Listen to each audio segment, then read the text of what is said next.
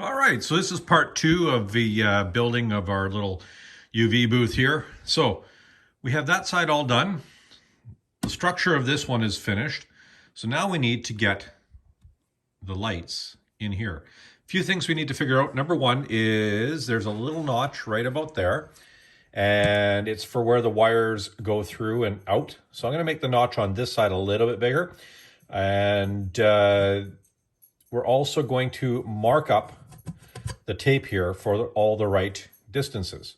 So Shop Dog Rex said it's time to get going on it. I don't know where he is. Oh, I think he's over here. There he is. Rex, hey, Rex. Good boy, sit. Yeah, he listens really, really well. Okay, so let's get on it. Let's make out that little hole. Oh, you know what? I got a new tool I should try. Die grinder. Let me give that a go. Okay, the two notches are in place. Those will do. It was pretty ugly, but this die grinder, pretty gnarly stuff. This is a bit I happened to get from a CNC shop that does work in carbon fiber and composites. It was used and dull by their standards, still razor sharp for me. Man, it was digging in pretty hard, making the bit bounce quite a bit. It's I don't know, you can look at it. It's like a toothed component. Like literally I can shave off little bits on my finger with that. So probably maybe a more dedicated grinder bit rather than this is supposed to be a CNC router. But anyways, this guy, super powerful, super smooth too. And I really like the trigger. You can really control the RPMs. It's got 3 different settings there. Cool. I might do a review on that when I get to play with it more. So the next thing I did was I made a story stick. These are 1 3/4 of an inch wide. So this gets me all my measurements here for the initial row. I'm just going to use a Sharpie marker and make little, marks on each side of these. So when I'm laying down the tape, it'll be at the right spot. And then the other ones will just go in between. So that really helps if you can lay it out first, especially when you're making multiples of it. Alrighty, so I just went along and marked the inside here with my little story stick. Again, it's super simple. I love these little gadgets. Just a piece of scrap wood, a few little marks laid out. Did all of this side so that I can line up the strip light really nice and easy. So next thing is to figure out the length of strip light I need, to cut it, and to do a boatload of soldering. If only Rex could use his focus to solder, it'd be so awesome. It's tedious. So this is a little UV kit that I got on Amazon. It has 2 barrel plugs and then 2 strips of the LED lights. It has the little wall wart and it has a little switch. So you can turn it on and off, which is nice. What I've done is on the workbench, taken a piece of painter's tape and measured out the length of here and sort of what length I need for each strip. So I'm going to cut them all into the right length, and then we're going to get into how I'm soldering these things. I seem to have found a fairly decent way of doing it fairly quickly. All right, so we got the soldering iron all heated up there. I got the soldering wire right next door to where it needs to be. And got a little bit of I like this stuff, this Orange Eco non-acidic flux stuff. The thing I've found best is to have a silicone mat. I got this thing, I like it, it's good. It does get a bit goopy, but that's all right. Now we take a little bit of our flux, and we're just gonna brush it on each of the 2 pads. And from there, we're going to make a little dot of solder on there. I'm just gonna get the tripod and show you how I do it, and see if it's similar to what you do. So all we're going to do is just get a little bit of solder on the tip of the soldering iron there. We just touch onto the tip of there, touch onto the tip of there, and we leave 2 nice little blobs of solder. For these types of things, it seems the quicker you can get it on, the better, because there is some adhesive there, and the tape underneath tends to blister up a little bit, so the less you can touch it, the better. I forgot one order of operations, and we're going to go through that now, and we're just going to wash, rinse, repeat. And give me a second here. So I'm going to need a boatload of these to connect each of the strips to each other so I can keep them lying flat. I don't like it when they stick down and they're twisted or you try and go around a corner. I just never seem to find a way of doing that nice that I don't think is going to put strain on the little traces that are inside this little thing. So we need, I think, 24 of these. Maybe not quite so many. I'll go count the other ones. I need about 7 centimeters of length.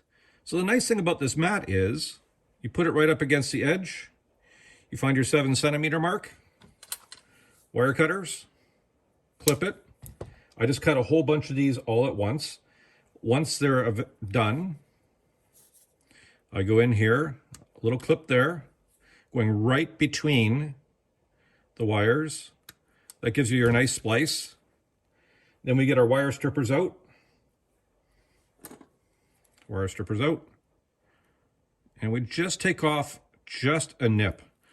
I don't know what the exact amount is. About that much. I'd say, what is that, about a 1/8 of an inch, maybe a little bit less.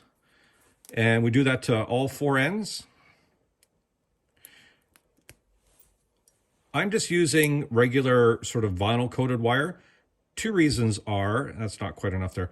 Number one is it's cheaper, easier to find. I can get a giant 100-foot roll for, I don't know, I think that was $30 or whatever. It tends to hold its shape. I tried some silicone wire and like the silicone wrapped wire. It's too flexible. It doesn't tend to hold shape quite as nicely as this stuff. This being a stiffer jacket, once it's in place, it holds there. And it does enough. 22 gauge is perfectly fine. You know, again, each of these strips is cut into little pieces, and you're only bridging to the next piece. The wires feeding this, I think, are probably less than 22 gauge, so I think I'm fine. I have tried some, what I have here, I had 18 gauge.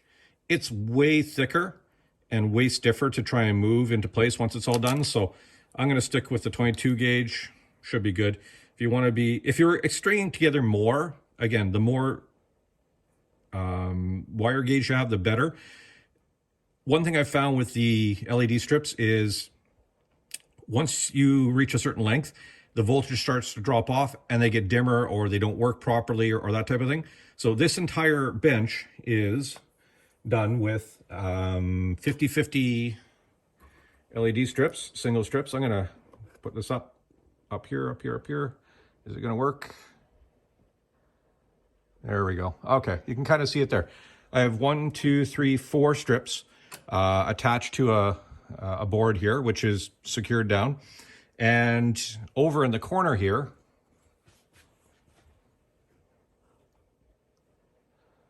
basically they're all in parallel. So I have my little barrel connector here connected to the power supply, and then these are just sort of wire netted. I know it's not great, I should do something better, but it doesn't take a lot of strain. It just sits there, it's fine. 99% of the time this is off. It's only on when I'm working here, so good enough for me. But this gives a lot of nice even light and very little shadow, which I like when I'm soldering and that type of thing. So let me get to it. I'm gonna cut a whole bunch of these little guys and get them all stripped up, and then I'll show you my process of doing it all over and over. These are going to be tinned. There's great things on the internet about how to tin a wire. I'm not going to go through that. All right, so we have our pre-tinned leads here. We have our pre-tinned little wires. All we're going to do is make sure, and this is just convention, red is positive, black is negative. We're just going to get the black, there we go, and the red lined up. We get the red lined up, we just touch it down, pull it away, done. Touch it down, pull it away, done. For the other part, we just simply pull it over to where it's approximate, there we go, right in spot, touch it down, pull it away, and done. Touch it down, pull it away, and done. On the other set, I actually put heat shrink on here. I'm gonna try going these ones without worst case scenario, if I have to, I'll check really carefully. I'm just worried about solder leaking through, and maybe because it's a aluminized foil there. You know what? My paranoia has got the best of me. I'm going to cut up some heat shrink. We're going to heat shrink this this little connection as well. Hopefully give it a little bit of strength as in addition to just protecting it from leaking through. So I'm going to go through, do all of these up. Again, tin. These are all pre-tin now.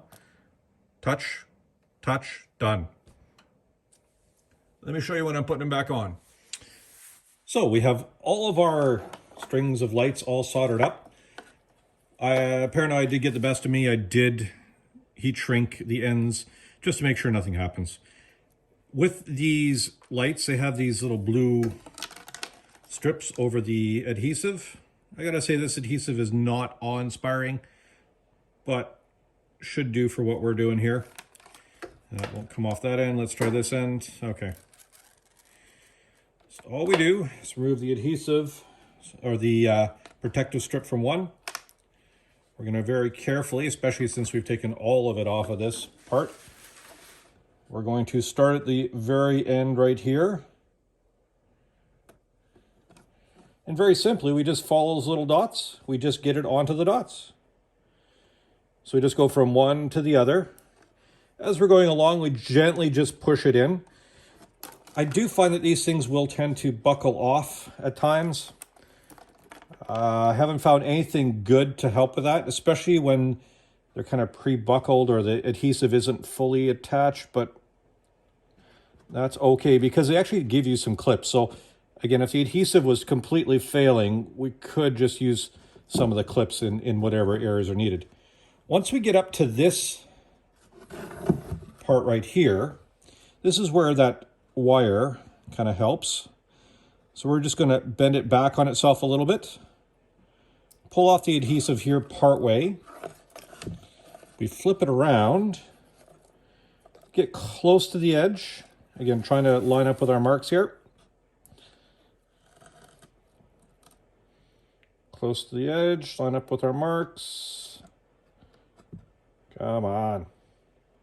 There we go. There we go. Sorry if my arm's in the way. Tricky to do this. Put it down. So all we do is we hold down with both hands, fold it up so it's up out of the way. That's all we need to do for that right now.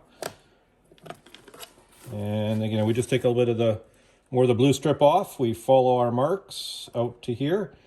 A little bit of tension on it if you can. Just pushing it down. Oh, getting off course there a little bit. A little bit's okay. Again, we get to the end. Line up with our mark over here. Press it down. And just continue on that way. So again, we pull this out over here. Give it a little twist around. Get it flat on two of our marks. Oops, need to pull more out.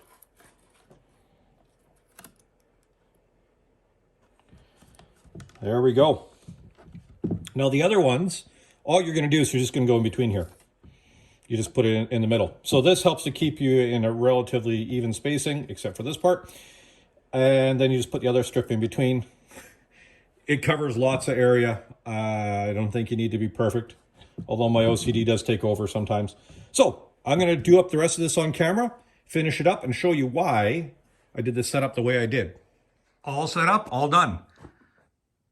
Simple, octagonal, gives good volume with, I'm hoping, less wasted sort of space. Most of the things I'm going to be putting in there are going to be roundish, probably not a lot of square things. The neat thing about this is, number one is each side can be turned on independently, which I like kind of nicely.